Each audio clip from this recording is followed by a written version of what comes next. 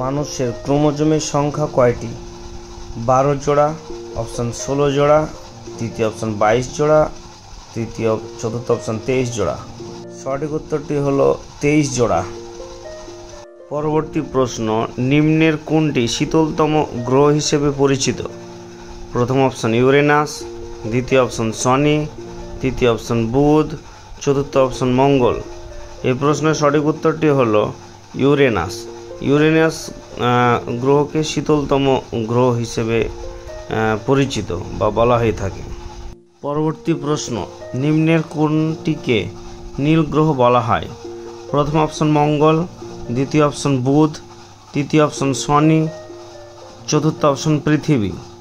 এই প্রশ্নের সঠিক উত্তর হলো পৃথিবী। এই পৃথিবীকে নীল গ্রহ বলা হয়ে থাকে। পরবর্তী প্রশ্ন, সংবিধানের অভিভাবক কাকে বলা হয়? হাইকোর্টকে, তৃতীয় অপশান সুপ্রিম কোর্টকে, তৃতীয় অপশান রাষ্ট্রপতিকে, চতুর্থ অপশান প্রধানমন্ত্রীকে। এই প্রশ্নের সঠিক উত্তর হলো সুপ্রিম কোর্টকে সংবিধানের অভিভাবক বলা হয়ে থাকে। পরবর্তী প্রশ্ন, ভারতের অখণ্ড বিচার ব্যবস্থা ধারণ কোন দেশ থেকে গৃহীত? প্রথম অপশান ব্রিটেন, দ্বিতীয় অপশান আমেরিকা, তৃতীয় অপশান চায়না, চতুর্থ অপশান ফ্রান্স। এই প্রশ্নের সঠিক উত্তর হলো ব্রিটেন। এই ব্রিটেন থেকে ভারতের অখণ্ড বিচার ব্যবস্থার কনসেপ্টটা পাওয়া গিয়েছিল। পরবর্তী প্রশ্ন, সর্বপ্রথম কত সালে জনস্বার্থ মামলা হয়েছিল? প্রথম অপশান 1979 সালে, দ্বিতীয় অপশান 1978 সালে, তৃতীয় অপশান 1980 সালে, চতুর্থ অপশান 1981 সালে। এই প্রশ্নের সঠিক উত্তরটি হলো 1979 সালে প্রথম জনস্বার্থ মামলা হয়েছিল।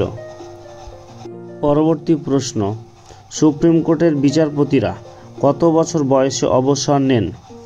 প্রথম অপশান 60 বছরে, দ্বিতীয় অপশান 65 বছরে, তৃতীয় অপশান 70 বছরে, চতুর্থ অপশান রয়েছে নির্দিষ্ট কোনো বয়সসীমা নেই।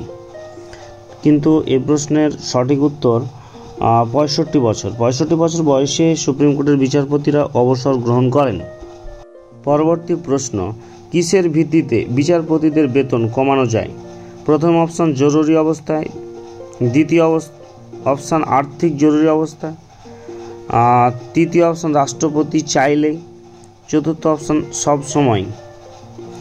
কিন্তু এই প্রশ্নের সঠিক উত্তরটি হলো আর্থিক জরুরি অবস্থায় কেবলমাত্র বিচারপতিদের বেতন কমানো হয়ে থাকে। পরবর্তী প্রশ্ন, দ্রাঘিমা রেখার সংখ্যা কয়টি?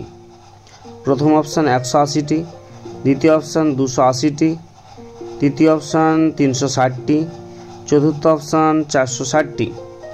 এই প্রশ্নের সঠিক উত্তর হলো 360টি, অর্থাৎ দ্রাঘিমা রেখার মোট সংখ্যা হলো 360টি।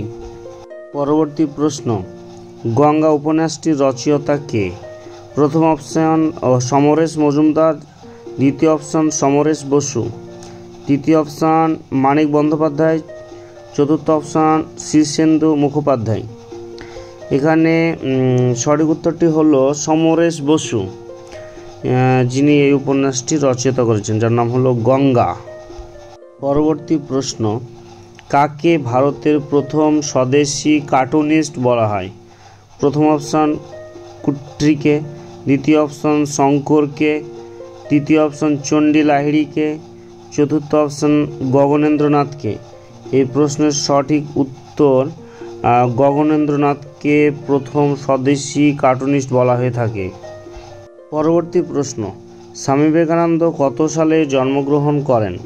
প্রথম অপশান 1860 খ্রিস্টাব্দে, 1861 খ্রিস্টাব্দে, তৃতীয় অপশান 1862 খ্রিস্টাব্দে, চতুর্থ অপশান 1863 খ্রিস্টাব্দে। এই প্রশ্নের সঠিক উত্তরটি হলো 1863 খ্রিস্টাব্দে। পরবর্তী প্রশ্ন, সিন্ধু সভ্যতার মানুষদের প্রধান জীবিকা কী ছিল? প্রথম অপশান কৃষিকাজ, দ্বিতীয় অপশান শিকার, তৃতীয় অপশান পশুপালন, চতুর্থ অপশান বাণিজ্য।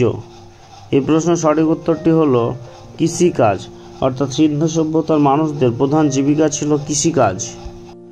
পরবর্তী প্রশ্ন, ডিরোজিও নিম্নের কোন ছদ্মনামে কবিতা লিখতেন? প্রথম অপশান জুভেনিস, দ্বিতীয় অপশান কনিষ্ক, তৃতীয় অপশান চাঁদকিট, চতুর্থ অপশান নিশাচর। এই প্রশ্নের সঠিক উত্তরটি হলো জুভেনিস। পরবর্তী প্রশ্ন, জীবনের জলসা ঘরে এটি কার আত্মজীবনী? প্রথম অপশন বিমল ঘোষ, দ্বিতীয় অপশন মান্না দে, তৃতীয় অপশন মনীষ ঘটক, চতুর্থ অপশন রামরাম বসু। এই প্রশ্নের সঠিক উত্তরটি হলো মান্না দে।